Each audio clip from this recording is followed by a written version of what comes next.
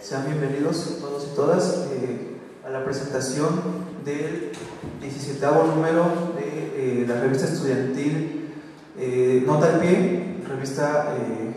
coordinada por la licenciatura de Ciencia Política de nuestra unidad. El día de hoy tengo el honor de presentar a los profesores, por mi lado derecho primero al doctor Agner Adolfo Sandoval Guerrero, como ya todos saben, es el coordinador actual de nuestra licenciatura, y aquí a mi lado izquierdo al doctor Manuel Arroza Jaro, actual profesor investigador titular de la licenciatura en Ciencia Política. Bueno, el día de hoy básicamente vamos a presentar, como ya les comenté, esta revista. Los ejes temáticos que decidimos elegir para esta revista fueron 4, los cuales fueron los siguientes. En primer lugar, de alguna otra manera, debido a la coyuntura que acabamos de vivir hace unos meses, decidimos abordar el eje temático de los procesos electorales en la actualidad, no nada más en México, sino a nivel mundial. También, como ustedes saben, esta revista pues tiene, además del fin de divulgar, el fin de producir y generar conocimientos existentes,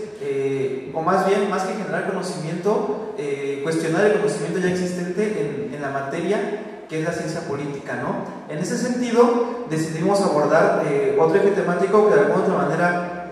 guarda relación con la ciencia política, que es la crisis hegemónica del Estado mexicano, un tema muy controversial, pero que a lo largo de los trabajos que nos enviaron en este número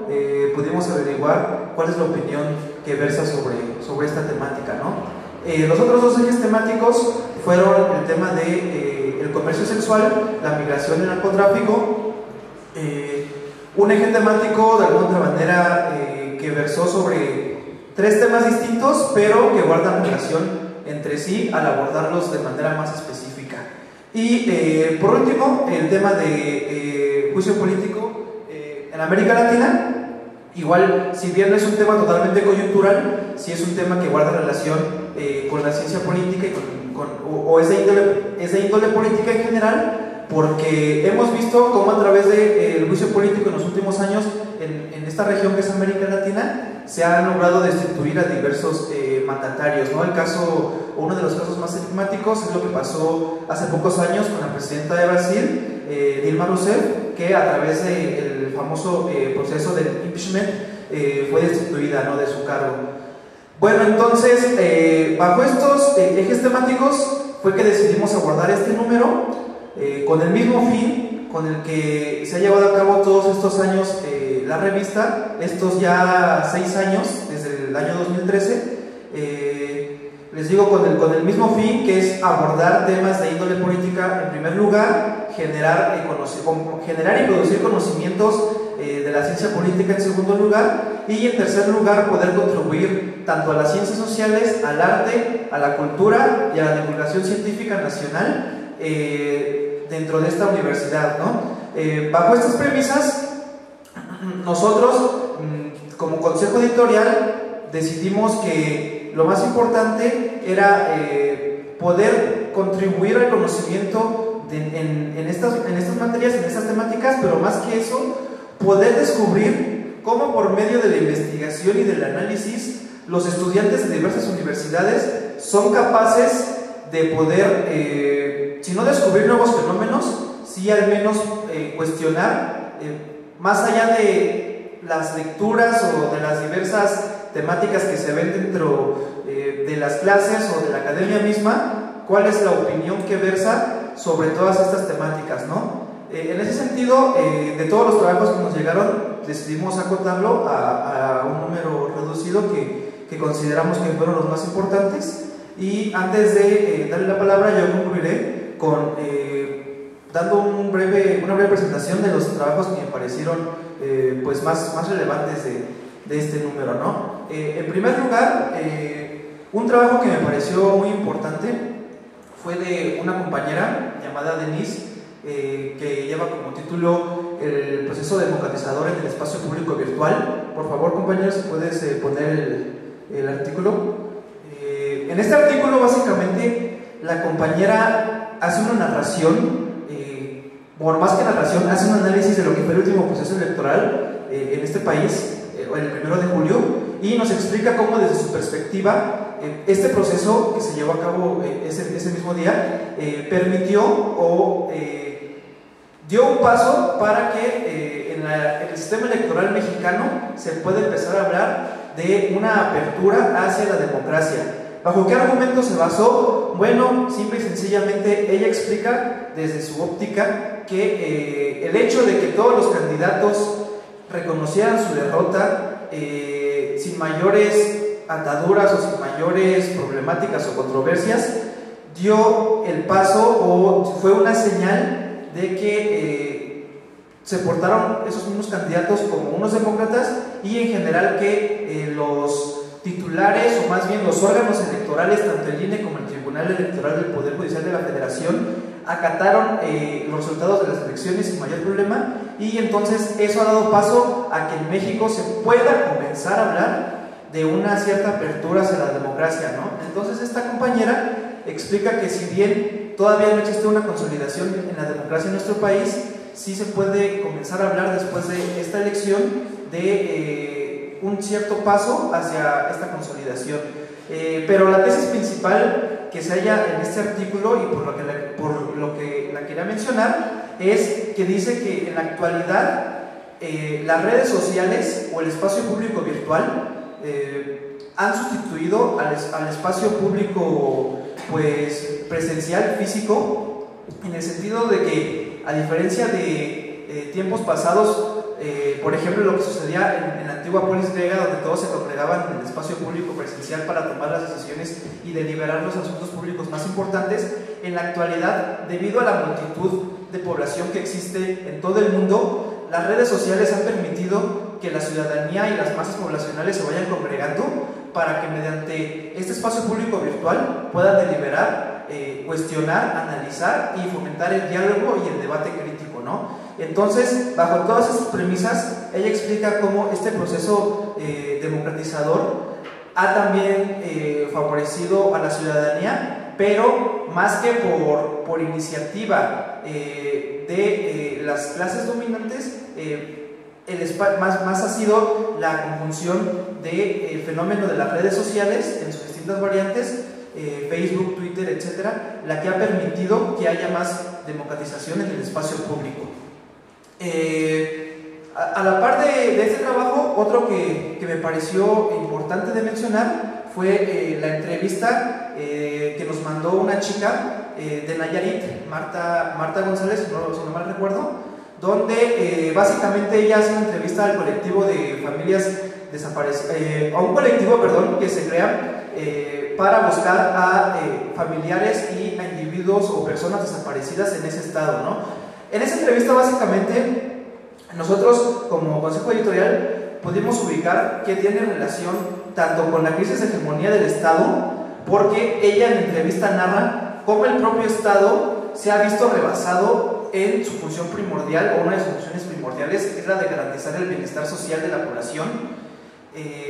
y la seguridad, ya que otra fuerza como lo es el narcotráfico, desafortunadamente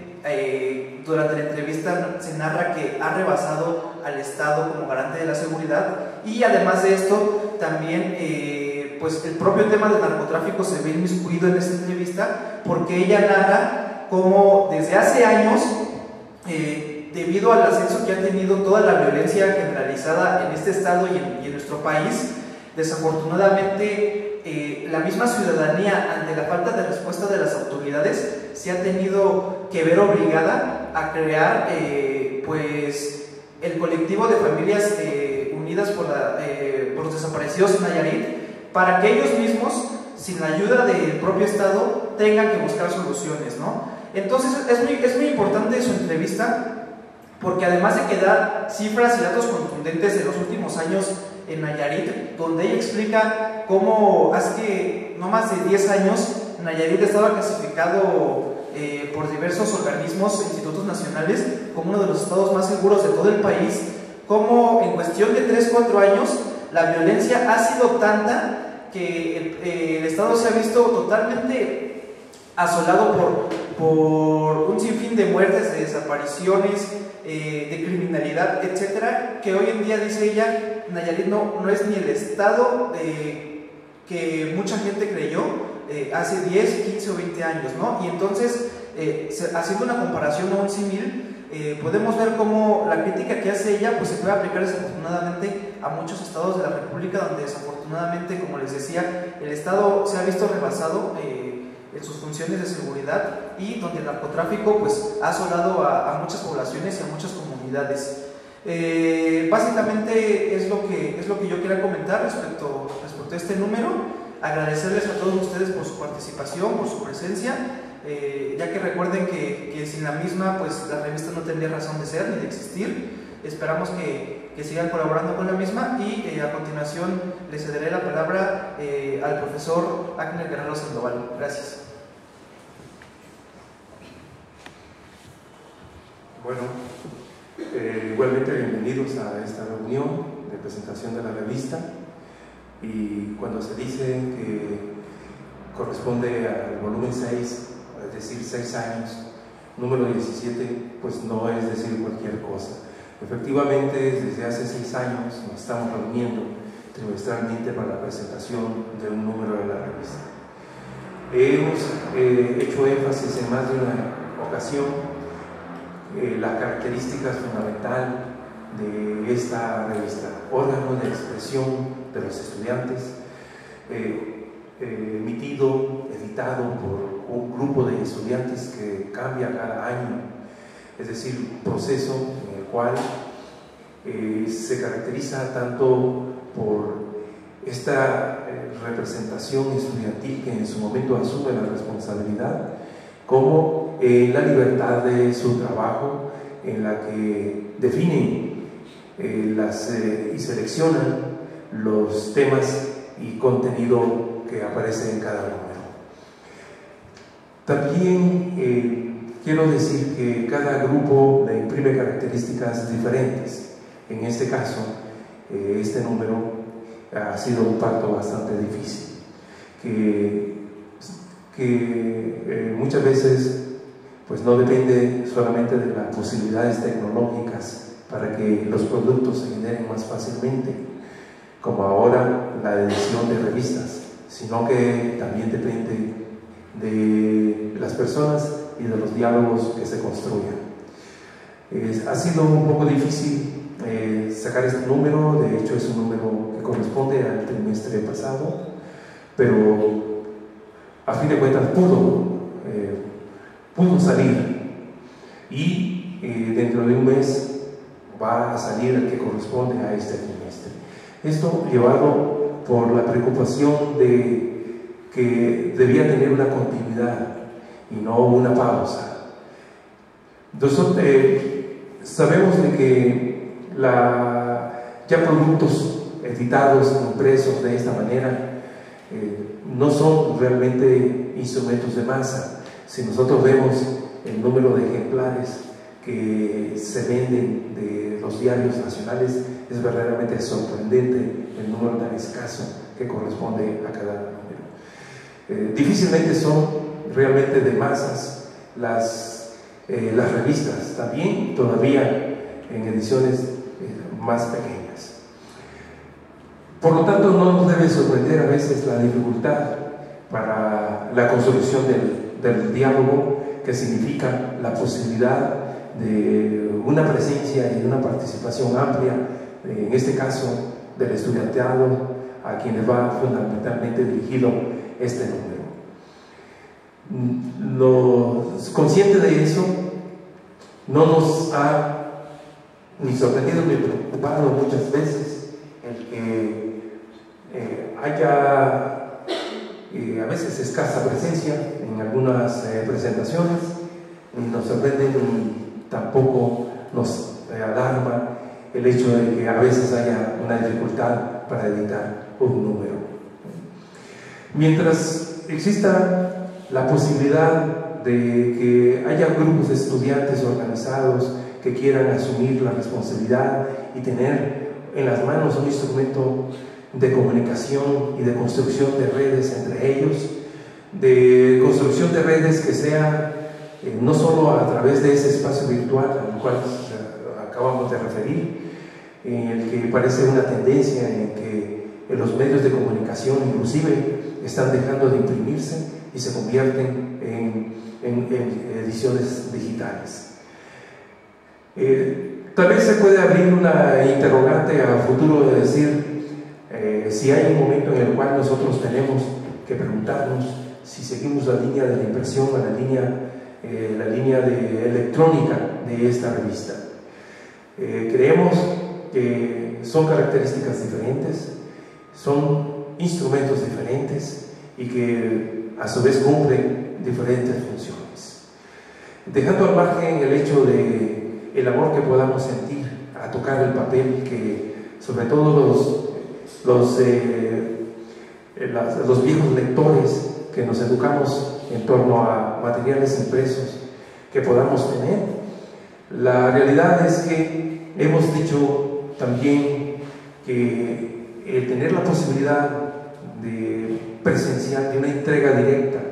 de un producto de estudiante a otro estudiante, de un grupo de una universidad a otra universidad, eso es una característica que probablemente cumple una función diferente a la construcción de redes presenciales, redes personales, donde el intercambio de las miradas y de las manos que se saludan para poder entregar un instrumento de comunicación, pues es insustituible.